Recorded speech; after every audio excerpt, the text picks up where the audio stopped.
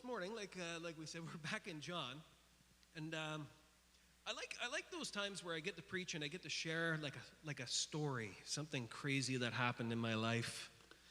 I like somebody once told me the best way to share Jesus is through testimony, and this morning I'm going to tell a little story about my wife and I. She's going to love this. I may sleep on the couch tonight, just so that you are all aware. There is a very real possibility. I have approved this message with her already, though I have changed things since then. So we'll see. If you guys have been around Vox for a while, or you have me as a friend on Facebook, you know that one of the things that Hope and I do is we play this game where she's being mean to me. But whatever, it doesn't really matter what it is. It's just every now and then she's mean to me. For the most part, it's just me being funny and in jest, and it's fun to watch the comments and stuff like that. But, you know, every now and then, there are moments where she actually is upset, and legitimately so, and it is what it is, but, you know, that's part of being married, right? So, have you ever made a mistake that you didn't know was a mistake? Like, have you ever, I know some of you, I know you've all done it. You've all had that moment where, like, you did something, and you found out a week later that you're in trouble, right? Like once I bought a guitar. but listen, we had a conversation. We had a whole conversation. I even showed her pictures of it, and I was like, I want to buy this guitar, right? She says that I'm supposed to blame it on Nathan. I totally 100% blame my wife. Because we sat down, I showed her pictures, we had a conversation. It's not my fault that we had a couple drinks when I did that, and I totally misunderstood. Do whatever you want to do. I totally misunderstood it, and, well, to be honest with you, I did whatever I wanted to do. And when it arrived, she's like, "What's that?" "It's a gift I bought for you. It just looks like a guitar. It's not really a guitar." But what about when you're getting, like, some of us are getting older, like I just turned 40 in October, and, like, have you ever done something like, I didn't know it was going to be bad until the following day? A couple years back, I went for like a 6-kilometer run with Patrick Vu, right? And I was like, yeah, I used to love running. Let's go run up and down Essa Road and around the block and up and this way and that way in bad shoes or brand new shoes and in the snow. And I felt wonderful until Monday morning. And I woke up Monday morning and I was like, why am I in so much pain? I was in pain for 4 days. I made a bad decision. Or what about, like, have you ever gone to bed and woke up at 3 o'clock in the morning screaming in pain because you rolled over wrong? Like, I did that last week, and I texted Nathan, and I'm like, I don't know what just happened, man. Can you pray for me, because this is bad? I pulled my neck out rolling over. Hope's like, what are you doing up? Why are you stretching? Why are you doing yoga at 3:30 in the morning?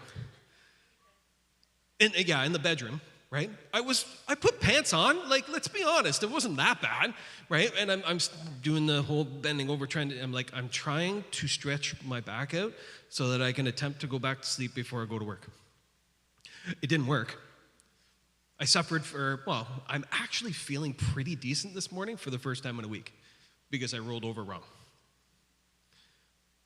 What about, have you ever accidentally offended anybody and didn't realize it? And then you're like, why after 4 months are you being funny with me? I feel like this conversation is a lot more aggressive than it should be. Well, do you remember that time that you said this? I don't remember what I ate for breakfast yesterday. No, I don't remember that time I said that. You've all done that too. You all have. You all have. I have. So here's the mistake that I made that I didn't know that I made. And this is a mistake that's kind of like, how do we put it? It's negatively, positively, it's progressed over the last probably 1.5 2 years, okay? So my wife thinks that I broke the cats. Not like I actually like hurt them or anything like that, or overfed them or anything. Like she actually thinks that I made them not like her anymore. But you got to understand, okay? Like, legitimately, Hope loves cats. My wife has pants that have cats on them. Okay? She loves cats. And I actually don't really like cats all that much. I think they're kind of pushy. They're sharp, right? Cats are sharp, right? I find them unpredictable. And if I'm being honest, like, we have 4 cats. Cats are pissy. Like, cats have attitude, just random attitude. Like, you could be I'm feeding you food. Here, look at your food. And they're like, and they attack you. Cats are like that. But I can understand why cats are a little bit pissy, right? Like, okay, so you have this creature that God has created that is like the perfect killing machine, right? Like, did you know that cats can run 48 miles an hour? 48 kilometers an hour. That's fast. And there's actually a cat in the US called Waffles the Warrior Cat. And Waffles the Warrior Cat has the world record for jumping the longest, 7 feet. Horizontally, right? I came home one day and we have this cat called the Wonkness, and he's a bit of an asshole. And I come in and I'm like, I'm hearing this purring noise, and I'm like, what is the noise? I'm looking around the house, and we have kitchen cupboards with like a really high cupboard. I don't know why we have that. We're all under 5'5", but we have these really tall cupboards. And I'm standing there, and he's on the top of the cupboard. He's this big. And he's up on, how did you get up there? Now, he couldn't get down, right? He was doing one of these kind of things on his tippy toes trying to figure out how to get down. So I had to go and get him, right? But apparently I'm a jerk because I went and picked him up to try and get him down, and he scratched me. And I have like life-changing scars because of it. But like, so cats are like the perfect killing machine, right? But then God made them small so that like jerk humans can just come over and pick them up, and they can be all like, right? While you pick them up and try and carry them around. It's no wonder they're pissy. So some of you might know my cat Rufus. That's Rufus. So Rufus is an interesting, all of our cats are rescue cats. No, go back one. Yeah, there we go. So all of our cats are rescue cats. This cat was hit by a car and was hiding in a realtor's office in Wasaga Beach. And Hope was just like, there's a cat in distress, I must go save it. Yeah, it was actually on Free Cycle in a cardboard box. Come pick this cat up. So Hope did. She went and she picked the cat up. Now, in Rufus's defense, Rufus had a name that was Willow. And Rufus didn't like the name. And so I renamed Willow to Rufus. And Rufus was injured. Rufus had a broken foot. And she had a couple big cuts on her and stuff like that. So when we brought her home, she wasn't doing very good. She wasn't happy. But you couldn't get near her. She didn't want to be picked up. She didn't want to be touched. And the only time that you heard her or saw her was at 3 o'clock in the morning, where you heard around the house. And she'd just walk around the house meowing, and I'd be like, would you stop? I'm trying to sleep. But it took a couple years, and eventually I, with some wooing and, being nice and actually basically just picking up and mugging her until she got comfortable, finally Rufus became my cat. And like I said, I don't really like cats, so Rufus is now my dog cat. And if you have a problem with it, I will fight you. Right? But then, so then in 2017, I was away at Pathways for like a seminary school for a week for a modular course. And Hope texts me and she says, I have a surprise. And she picked up these other 2 cats and rescued them. They were very, very young. Can you go to the next slide? So that's Smudge. when we got them, I have a picture of the two of them hiding behind our toilet in the bathroom downstairs, and they were like this big, right? Very, very young. Maybe 5 weeks old. And Smudge has always been like, here I am, and just kind of climb up and sit on your lap and stuff like that. And so he kind of like comes and snuggles me. And then we have this other cat who's tan and orange, and her name's Muffin. Can you pull up the next slide? That's my Muffin cat. Muffin doesn't like people. Muffin will hide and run away and not be around. And if you come to my house, you're like, where'd that cat come from? And it's just an orange blur. Well, before she was really fat. So Hope is upset with me because after about a year since we've been in lockdown, I've done the come here, and try and come and sit with me, right? And coax her and, do little pet from a distance and, let her come over and just kind of do headbutt. Cats do that, right? Have you seen the headbutt that cats do? Did you know that the headbutt is like declaration that you're now theirs? They now own you because they've headbutted you. Right? I didn't know that. Hope told me that because Hope loves cats. I don't love cats. Dogs are just like, I'm sitting here. Right? And cats, they want to own you first. So the Muffin one would come over and she would headbutt me, and eventually she'd just get comfortable to the point where she comes and sits on my lap. Well, that made Hope really mad and upset with me because she's like, you've stolen all of my cats. What is wrong with you? We're getting divorced. We can't be married anymore. Right? But Muffin's cute. Have you ever seen cats do like the zoomies? Hope calls it the zoomies. Have you ever seen the zoomies with cats?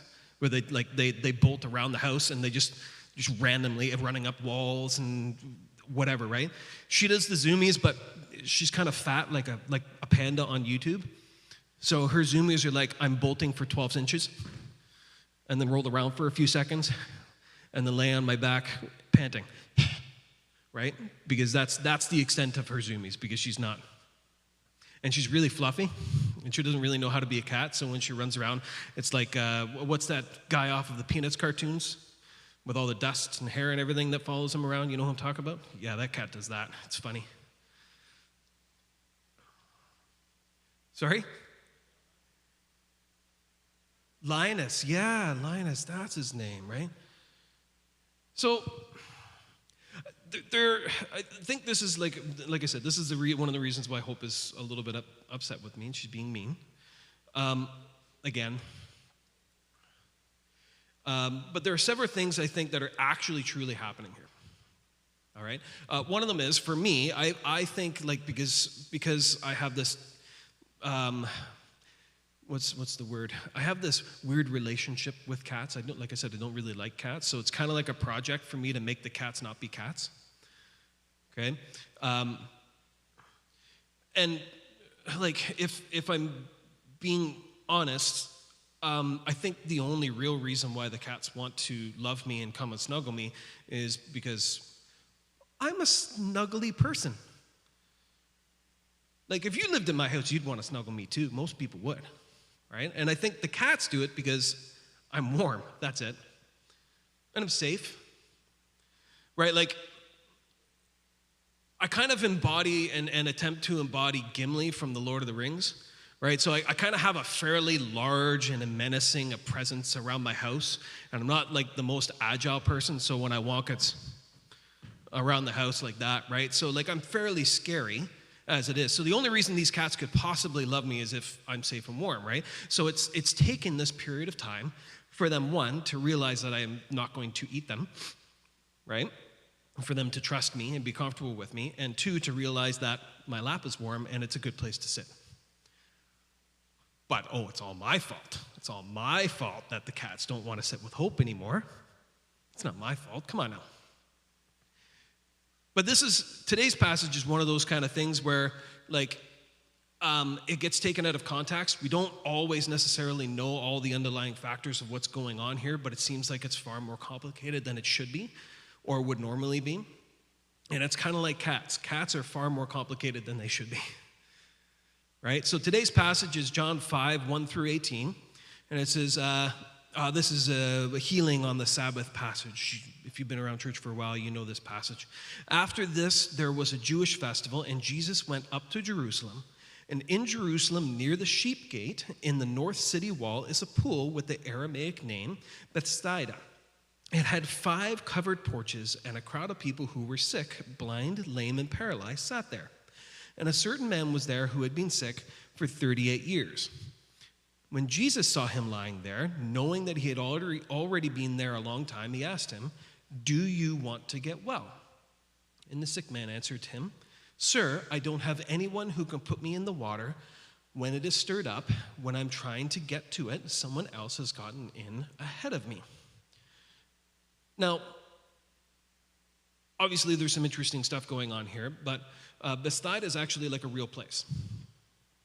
Okay, and archaeologists have actually excavated this area, and there's a lot of evidence that like not only would Jewish people would come to this, but pagan people would come to this area as well for this healing. And the way it works is like every now and then, periodically throughout the year, something would bubble up from inside this pool, and the first person to enter this pool would be miraculously healed. Okay, but this guy has been sitting here on his mat for a really long time, according to this, but he's been sick for 30 years, and he's been waiting for somebody to come by and pick him up and carry him in to be healed, which complicates things in a couple ways, right? So if the first person in when it bubbles up gets healed, and somebody has to pick him up to bring him into the water, which one gets healed first? Right? And then, because this is complicated and this guy's been sitting here on his mat for a while and people have been walking past him, like obviously for a long time, because it's a bit of a thing, then Jesus walks in, enters stage left, and screws everything up, right? Because the only people that can be healed are the people that enter this pool when the water's bubbling up. And Jesus is just like, "Do you want to be healed?" And Jesus said to him, "Get up, pick up your mat, and walk." And immediately the man was well, and he picked up his mat, and he walked. And that day was the Sabbath day. And then the Jewish leaders said to the man who had been healed, "It's the Sabbath. You aren't allowed to carry your mat." And he answered, "The man who made me well said to me, 'Pick up your mat and walk.'" And they inquired, "Who is this man who said to you, 'Pick it up and walk'?" The man who had been cured didn't know who it was because Jesus had slipped away from the crowd that were gathered there. First interesting thing, the man doesn't know who Jesus is. And then Jesus just walks up and he tells this guy, "Pick up your mat and walk." And dude does. Okay? If you'd been sick for 30 years, sitting in front of this pool, waiting for somebody to help you into the pool, because this pool is going to give you the salvation from your sickness, right? Would you just listen to some dude that walks up with long hair and his robes goes, "Pick up your mat and walk"? You want to be healed? Come on. Right. Would you have? I wouldn't have. I probably would have responded with a derogatory term. Because I've been sick and ill and in pain and stuff and, paralyzed and not able to move and carry my own butt into the pool. But dude's just like, "Pick up your mat and walk." You want to be well? Pick up your mat and walk.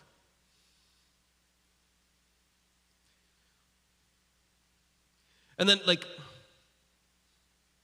I find it interesting. The guy picks up his mat and he starts walking, and the Jewish leaders are like, "Why did you pick up your mat? It's the Sabbath." He was just healed. They knew who he was. Right? It's not like it's just like, "Oh, I didn't see that guy sitting there trying to get into this pool for the last 30 years or whatever he's been sitting there waiting to be healed." And then the Jewish leaders, they kind of want to know, who's the guy that told you to break the rules? Again, forget about the fact that he was just healed. Somebody told you to break the rules. Why? Because he healed me. And I got up and I walked for the first time in 30 years. "Yeah, but he made you carry your mat on the Sabbath day." The dude was just healed in front of a crowd of people. And the only thing they care about is the fact that he's breaking the rules. Like, it's like if something in this room happened that was a crazy miracle. Something just over the top, crazy miracle happens in front of everybody, and I'm standing up here, and it happens out here in front of the hundreds of people that are sitting here watching me preach this morning, right? And something crazy happens, and I'm like, would you shut up, please? I'm preaching. I have something important to say. I don't care if you were just healed miraculously after 30 years, right? That's stupid. But that's what happens. Or like, what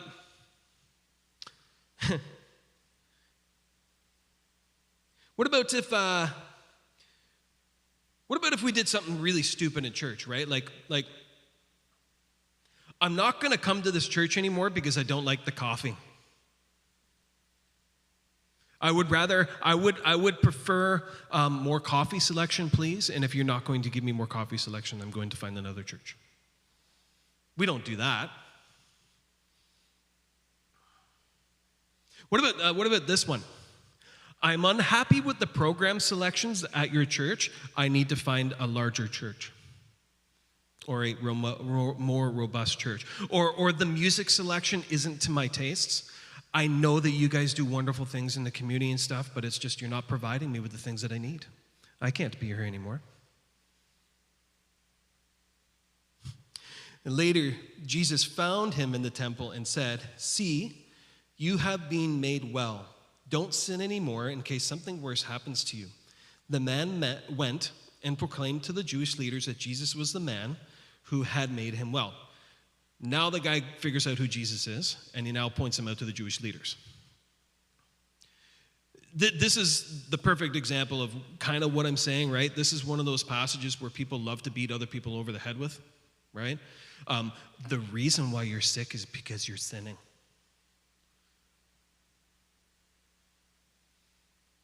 If you weren't a sinner, you wouldn't be sick. Or maybe, Jesus is punishing you for your sins. This is not what the passage is about. But we hear it all the time. And I didn't grow up in church, and I've heard it.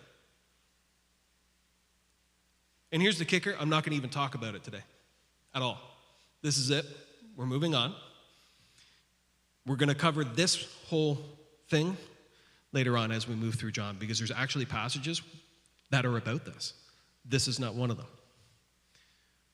As a result, the Jewish leaders were harassing Jesus since he had done these things on the Sabbath.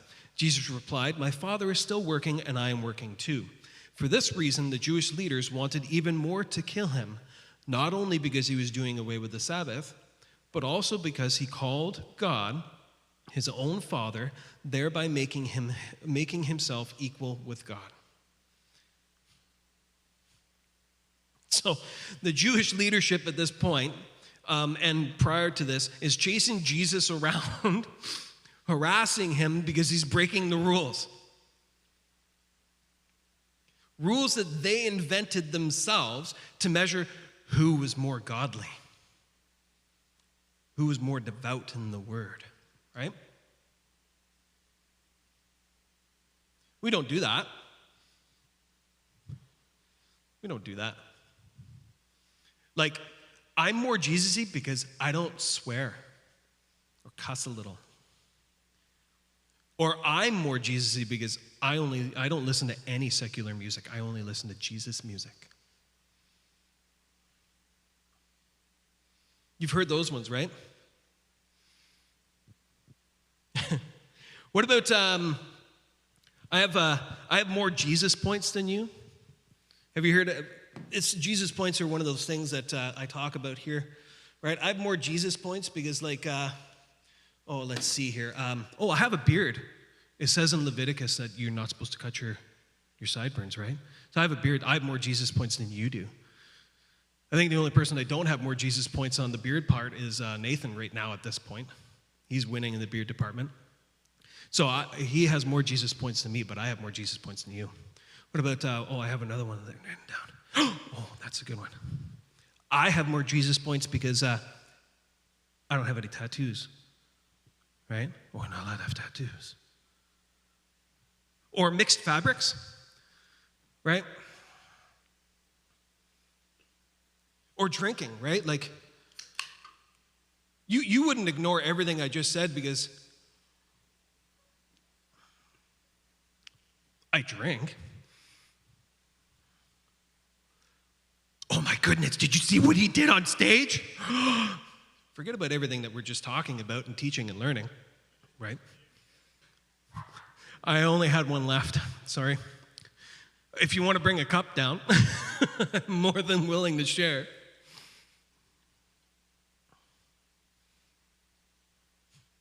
They're mad because Jesus is screwing up the institutions the Jewish leaders have put in place. An institution of legalism that literally pushed people into the margins of society. You are not worthy. Their actions actively created barriers for people to meet God and to be in relationship and companionship with God. I'm so grateful that we don't do that today. Like, could you imagine today if our Western churches invented ways to make barriers for people to meet Jesus? Could you imagine if we did that? That would be horrible. It'd be totally against everything that Jesus said. I'm so glad we don't do that. Could you imagine if we excluded our siblings, our LGBTQ siblings? Could you imagine if we did that? Or what about if we made it uncomfortable for people who are experiencing homelessness? It made it difficult for them to come and meet Jesus just because, they're experiencing homelessness, they're homeless.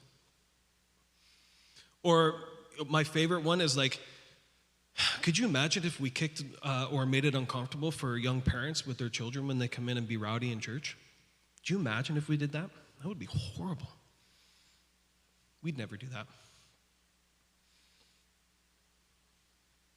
We only get upset about things that are really important, like the color of the new drapes that we're going to buy, or whether we're going to have carpet in the sanctuary. We don't have carpet in here. But could you imagine? Or what color we're going to paint the walls in the sanctuary? Could you imagine? That's the stuff that we get upset about, that stuff, because that stuff's important. Because those are things, like the color of the walls is really important for people when they want to meet Jesus, right? Jesus would care what color the walls were. We just get upset about important things like that. N.T. Wright says this about today's passage. He says, here we meet the sharpest opposition so far as the signs build up so the reaction to them becomes fiercer. People begin to realize just what it will cost to follow where these signs are pointing. Jesus is bringing in a new way of doing things at this moment. That's one of the best favorite parts about the Gospels is we have this whole thing, we can see that things are changing. And Jesus, every single time he speaks, every parable that he talks, every interaction, every person that he heals, there's something new. He's changing something because we are doing it wrong. And it's just as important today as it was back then. He tells this great story in this commentary that I used for today's message. There were two small boys playing in an overgrown garden, and the old man that lived in the big house where the garden was had been ill for many weeks. And though nurses and doctors came and went to the house, nobody seemed to bother about what happened in the garden. So these two brothers, had quietly taken the garden over. But these two boys, they didn't know what to do with the tennis court. There's a tennis court. They'd never seen anybody play tennis before. But the markings on the ground, on the tennis court, suggested that there was some kind of game. The net hung slack in the middle of the court, and since the only ball they had was a football, they had invented a game of kicking the ball over the net to each other and trying to land it within the lines on the other side. And this game more or less worked, but it was not the most exciting ball game ever. And one day, the old man's son came from abroad to visit his father. And looking from the upstairs window down the long garden, he saw the boys playing their made-up game. And he smiled. Going to a cupboard, he collected an armful of tennis equipment. And the boys were alarmed when they saw him coming down the garden, but he wasn't angry. And he says to the boys, "Wouldn't you like to play the real thing?"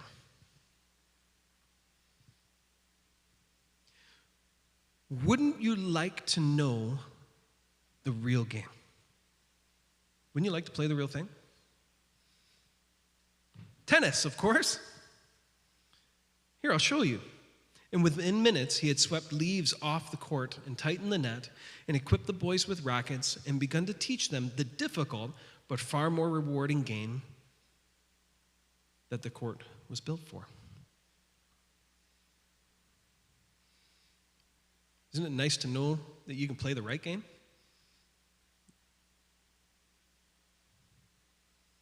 See, we're called to be the body of Christ, the bride of Christ. And just those words, body of Christ and bride of Christ, they elicit this idea of an intimate relationship that we're supposed to have. And we're fortunate that this relationship isn't transactional. Like the little boys, the son that come down to show them tennis, the man was not looking for anything. He just wanted to show the boys how to play the game.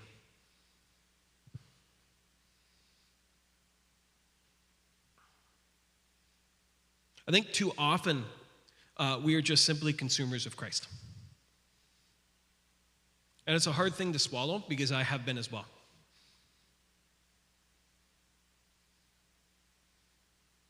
And it's easy to get sucked into this consumerism idea of what Christianity is because we live in a consumerist world, a capitalist world, a world where we need to obtain things and consume things.